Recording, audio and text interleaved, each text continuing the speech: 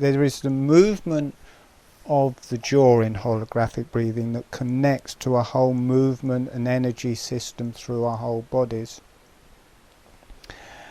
And there is also a very subtle movement with the hands and feet that connects to that and enhances the whole movement and makes it much stronger. And it's at a very particular level, it will be starting at a very particular level. We've been working up through the energies in holographic breathing. We've worked with the deeper, darker energies through the jaw, and then the fire energies through the chin and the center of the face and the sphenoid in the cranium.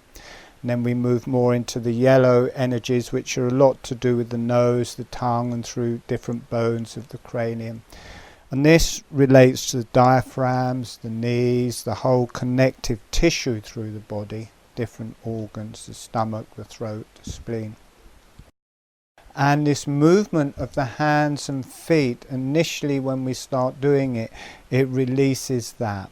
It releases all of the diaphragms, it releases the connective tissue, it releases all of the vertebrae, because it's the cartilage between all the vertebrae and the meninges of the brain, and then connects to the higher self.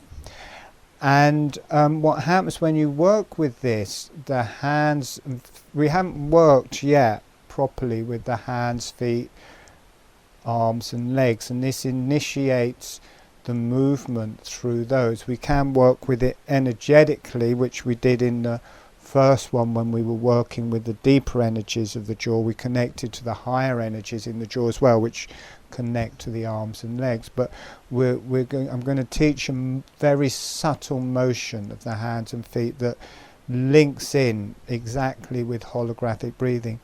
So this is also fantastic for all of the joints through the whole body, and the movement of all of the bones through the whole body.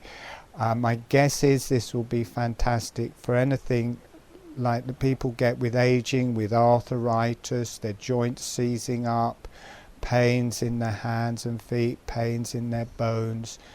When I feel it, and I feel just after a while the energy burning through my hands and feet, I think, well, that's got to be good for that. And I always did this from the beginning, but I didn't enjoy it much just lying down doing it. I'd just do the movement of my jaw and feel that through the whole body. But where this comes to life more is when you go for walks and are doing holographic breathing when you're walking.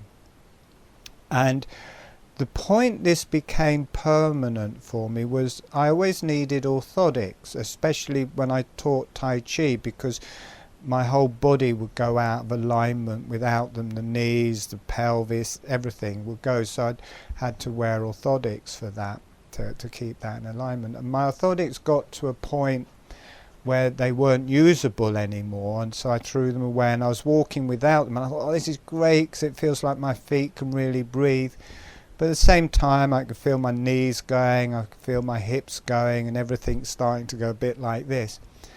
And I thought, I wonder if I can do this with just the movement of the feet from holographic breathing. And I started doing that 10 times better than the orthotics. Not only did my body not go out of a line, it aligned more. It opened up through all of the joints, it opened up through the diaphragm, it opened up through the energies right the way through to just coming through the top of the head. And so I never got the orthotics back, and because I go walking for an hour or two every day, it's one of my favorite ways of doing holographic breathing. I'm doing that every day, so it's just become a very subtle part of holographic breathing.